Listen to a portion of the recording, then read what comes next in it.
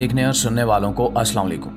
नाज़रीन, आज की वीडियो में हम बात करेंगे मुसलमानों के लिए निहायत अहमियत के हामिल एक ऐसे मकाम की जिसका जिक्र तारीख में जा बजा मिलता है। और ये मकाम सिर्फ मुसलमानों के लिए नहीं बल्कि यहूदियों और ईसाइयों के लिए भी इतना ही आम है।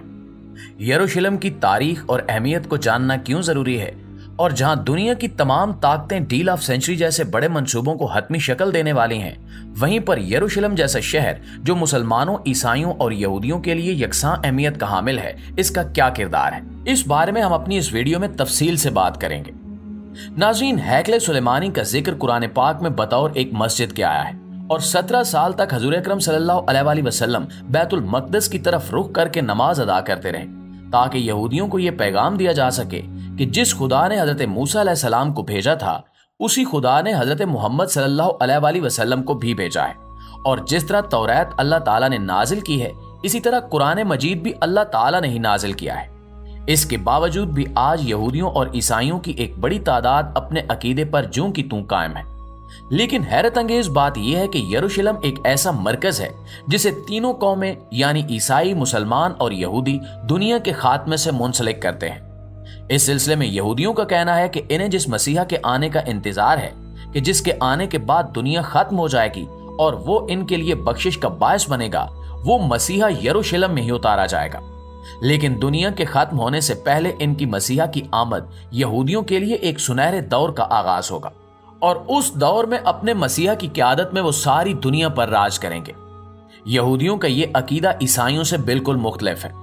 इनका ईमान ये कहता है कि हजरत ईसा अलैहिस्सलाम जब वापस आएंगे तो ये यरूशलेम ही वो जगह होगी जहां वो उतारे जाएंगे, और अपनी आमद के बाद वो ईसाइयों के तमाम अकीदों यानी तसलीस और सलीब की तस्दीक करेंगे। वो ईसाइयों के लिए बख्शिश का बायस बनेंगे और इनकी आमद के बाद ये दुनिया बाकायदा खत्म हो जाएगी। जबकि मुसलमानों का ईमान ये कहता है कि यरूशलेम मुसलमानों के लिए एक मरकजी हैसियत रखता है, जहां मुसलमानों का किबला अव्वल मौजूद है और इस शहर का मुकद्दर लो में महफूज हो चुका है, जो कि यही है कि यह शहर दुनिया में मुसलमानों के लिए दीन इस्लाम के मरकज के तौर पर कायम है। यही वो जगह है जहां तस्दीक होगी कि मुसलमान हमेशा से एक सच्चे दीन के पैरोकार हैं और नबी आखिरुज़्ज़मा पर यकीन रखते हैं, चुनांचे इनके हक पर होने की तस्दीक की जाएगी।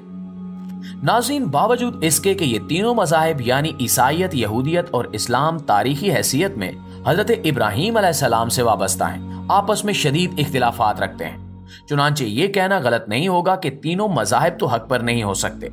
इनमें से सच्चा दीन एक ही है, और मुसलमान होने की हैसियत से हमारा अकीदा ये कहता है कि इस्लामी दीन हक है। यरूशलेम की तारीख उठाकर देखी जाए तो मालूम होता है कि 4000 साल पुरानी तारीख रखने वाला यह शहर कम अज कम 2 मरतबा मुकम्मल तौर पर तबाह होने के बावजूद दुनिया के नक्शे पर दोबारा उभरा है। कहा जाता है कि इस पर कम अज कम 52 हमले हो चुके हैं और तकरीबन 64 मरतबा यह शहर मुख्तलिफ कौमों के कब्जे में रहा। जबले यहूदा के पहाड़ों से घिरा हुआ यह शहर यहूदियों के लिए करीबन 4000 सालों से, ईसाइयों के लिए 2000 सालों से और मुसलमानों के लिए 1400 सालों से एक मुकद्दस मकाम की हैसियत रखता है। 64% यहूदी, 32% मुसलमान और 2% ईसाई यहाँ रिहाइश पजीर हैं। मुसलमानों के लिए यरूशलेम की अहमियत इस वक्त और बढ़ जाती है जब हम देखते हैं कि हजरत इब्राहीम अलैहिस्सलाम, जिन्हें अबुल अंबिया कहा जाता है, ने नमरूद की आग से बचने के बाद इज़्ने खुदाबंदी के तहत इराक से अपने भतीजे हजरत लूत अलैहिस्सलाम के साथ इस अर्ज़ मुकद्दस की तरफ हिजरत की थी, और अल्लाह के हुक्म से इन्हें इस शहर में रहने का कहा गया था। और अल्लाह ताला ने जमीन के इस मुकद्दस टुकड़े को अपने नबी के लिए चुनने के बाद यह तय फरमा दिया था कि हजरत इब्राहीम अलैहिस्सलाम का दीन वहीं रहेगा। चुनांचे हम मुसलमान अपने इस अकीदे पर ईमान रखते हैं कि जब अल्लाह ताला ने यह तय कर दिया था कि दुनिया के खात्मे तक हजरत इब्राहीम का दीन, दीन हक, जो अब दीन इस्लाम की सूरत में मौजूद है, वो इसी अर्ज़ मुकद्दस में ही रहेगा, तो ये कैसे हो सकता है कि इस अर्ज़ पाक पर आखिरी वक्त में दीगर मज़ाहिब रह सकें, क्योंकि फतह दीन हक की ही होगी। चुनांचे दुनिया भर के मुसलमानों के लिए यरूशलेम की अहमियत आज तक अपनी जगह कायम दायम है कि इस अर्ज़ मुकद्दस की तकदीर में लिखा जा चुका है कि वो हक और बातिल की तस्दीक करेगा, यानी ये शहर, ये मकाम गवाही देगा कि हक क्या है और बातिल क्या है।